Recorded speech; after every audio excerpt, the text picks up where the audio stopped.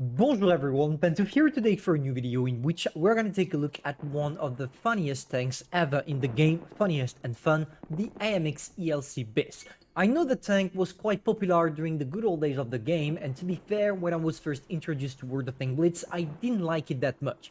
I thought that yes, the tank was fun because it was small, compact, etc, but it was literally overhyped. And I played it again not so long ago, this morning, and to be fair, I changed my mind. As I just mentioned, the main advantage of the tank is being extremely compact. It's small and therefore it has one of the greatest camos. But it comes to multiple cons that, once you master the tank, shouldn't be too much of a problem. The first and biggest problem is possibly that you don't feature a fully traversable turret. You are stuck to those degrees. 35 degrees on the left, 35 on the right, for a total of 70, which is not that much and makes the tank a little bit uncomfortable if you are getting circled. Of course, we're talking about light tanks, so you are literally penetrable by everywhere, but you have one small advantage. As the upper part of the hull is extremely angled, some shots will bounce because you're sitting at nearly more than 105mm of raw armor. And finally, the latest problem of the tank, in my opinion, is the reload time. Nearly 8 seconds to inflict 160 alpha damage. But to be fair, it can be a pro or a con, depending on what you like as a playstyle. For example, personally, I like tanks that reload fast, and therefore it didn't suit me at first. But once you get used to it, you shouldn't have any problems with this little aspect of the tank. Now for the rest of the statistics, 5 degrees of gun depression, which is a little bit of a struggle from time to time, but due to your low profile, let's say that it feels more like 8 degrees rather than only 5. The second thing is its mobility, which is great, going at 65 kilometers per hour, and the tank reacts properly, which means that with this one, you will get in position in no time. Finally, the travel speed of the tank is also good because you're sitting at 51 degrees per second, which is the only thing you can count on due to the fact that your turret is not fully traversable. In order to make it a little bit juicier, even if I already recorded the replays, I'm gonna put the snow globe gun on it. I don't know why, but judging by the effectiveness of it and also the size, it feels like it would be maybe weight more than the whole AMA. So, what about the playstyle? This thing is a little bit tricky. It's gonna depend on either your enemies are aware of the capacities of it or not. If they're not aware, you're gonna have one of the greatest games, like it's the case in mine right there. If it's the case, well, you will need to adapt your playstyle by not playing too aggressively. So there we go. Here, thanks to my mobility, as I told you, you have a very reactive tank, so we get to the point where we need it to be in no time. Now, of course, it comes to a price, facing 3 light tanks by yourself. Not a problem, we have the team that is following the cavalry, and there we go, starting to inflict a lot of damage. The cool thing about that tank is that due to its high alpha damage for a light tank at tier 5, you really have the possibility of finishing off targets, and you see that usually during the end of games, etc. Now, you gotta keep in mind one thing. You gotta be as away as possible as the Leopard, the tier 5 light tank, because that thing is going to completely destroy you in no time.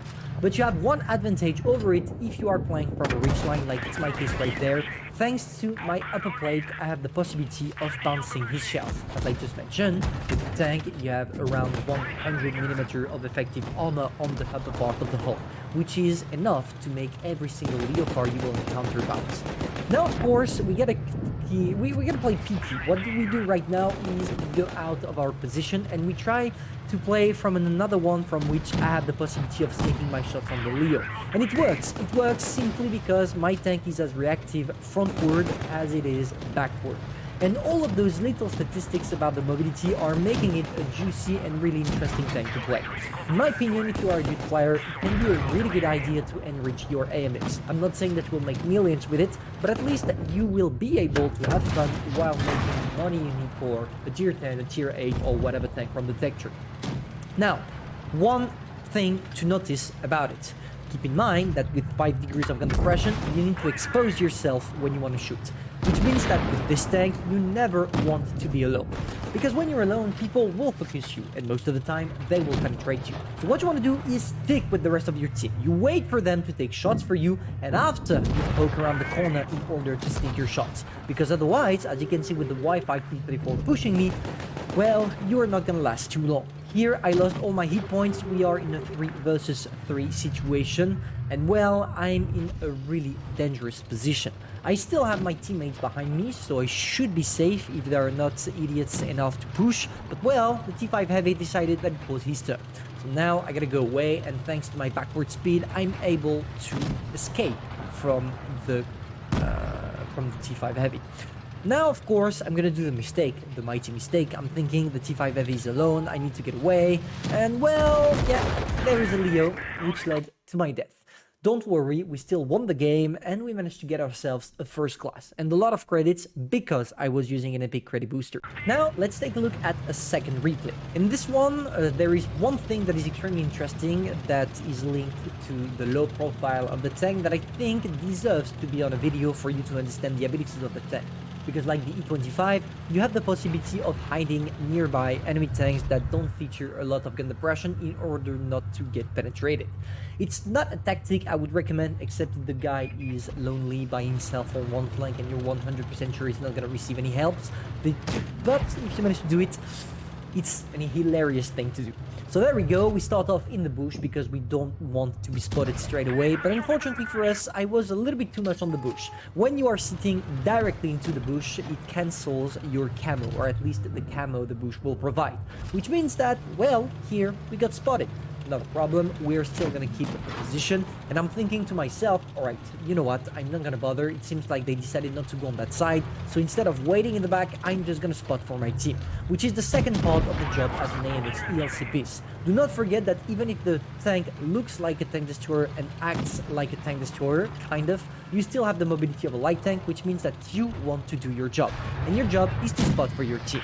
There we go, once again, playing aggressively because I know that my team is supporting me, locking myself on what seems to be a bug on the map, and oosh, that hurts. Yeah, as I told you, you really want to avoid getting circled or attacked by Leopard.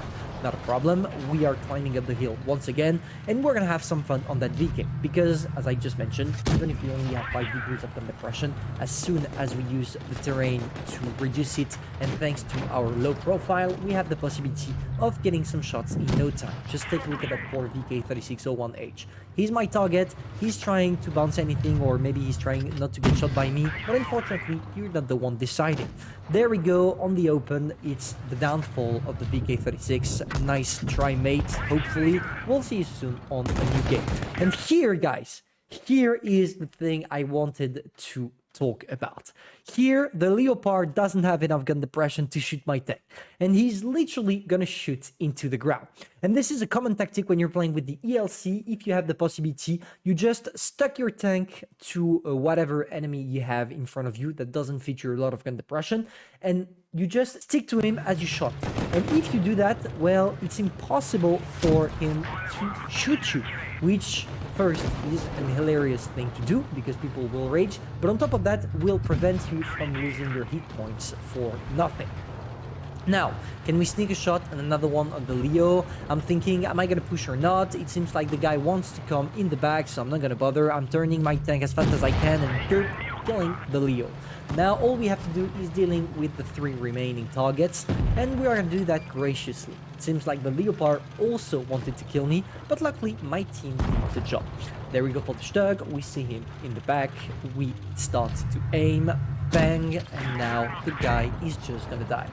That's how we get 1.7k damage and 1 kill, and obviously, as nobody's playing with the AMX ELC base, a first class. Keep in mind that that's also a great thing, because thanks to the 8.6 update, Wargaming allowed us to get more credits every time we do a first class. And with the AMX, it's really easy to do one, because I literally played 5 games with it this morning and did 5 first class.